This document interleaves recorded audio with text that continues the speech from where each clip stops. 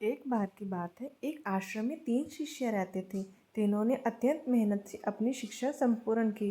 तत्पश्चात तीनों शिष्य गुरुदेव के पास गए और बोले, गुरुदेव, जब हमारी शिक्षा संपूर्ण हो गई है, अब गुरु दक्षिणा देने का वक्त आ गया है।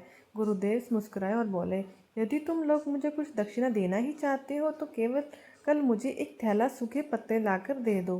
तीनों शिष्य मन मुस्कुराए और उन्होंने सोचा, सूखी पत्तियां लाना कौन सी बहुत बड़ी बात है। अगली सुबह तीनों शिष्य पास ही के जंगल में दक्षिणा हेतु सूखे पत्ते एकत्रित करने के लिए गए।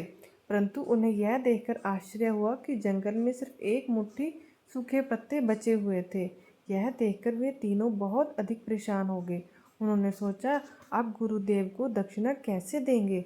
तभी सामने से एक किसान आता हुआ दिखाई दिया, जिसने एक थैले में ढेर सारे सूखे पत्ते लिए हुए थे।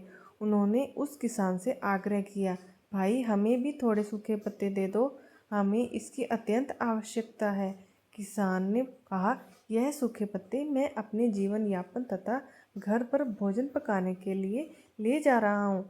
मैं यह आपको नहीं दे सकता, परंतु हाँ, पास के गांव में सेठ जी रहते हैं, उनके पास सूखे पत्तों से दाने बनाने का कारखाना है, शायद वह आपको सूखे पत्ते दे सके। वे तीनों सेठ जी के पास गए और उनसे सूखे पत्ते देने के लिए आग्रह किया, परंतु सेठ जी ने कहा कि मैं आपको सूखे पत्ते नहीं दे सकता, क्योंकि इनकी मुझे आपसे अधिक आवश्यकता है। मैं इन सूखे पत्तों से अपना कारोबार चलाता हूँ, मुझे क्षमा करें। वे तीनों शिष्य अत्यंत परेशान हो गए। उन्होंने बहुत लोगों से पूछा तो पता चला कि पास में ही एक बूढ़ी दादी रहती है। वे सूखे पत्ते एकत्रित करती है, हो सकता है उनके पास से मिल जाएं।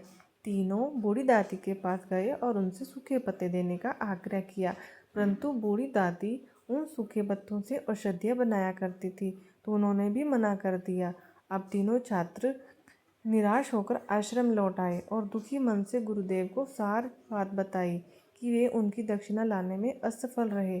तब गुरुदेव ने कहा, मेरे बच्चे, मुझे दक्षिणा की अभिलाषा नहीं है। मैं तो तुम्हें बताना चाहता था कि इस दुनिया में किसी भी चीज़ को छोटा नहीं समझना चाहिए। छोटी से छोटी चीज़ का भी अपना महत्व होता है, अपना मूल्य होता है। आज शिष्यों को पता चल गया था कि जिन चीज़ों को हम बहुत छोटा समझते हैं, वास्तव में उनका भी अपना एक स्थान होता है।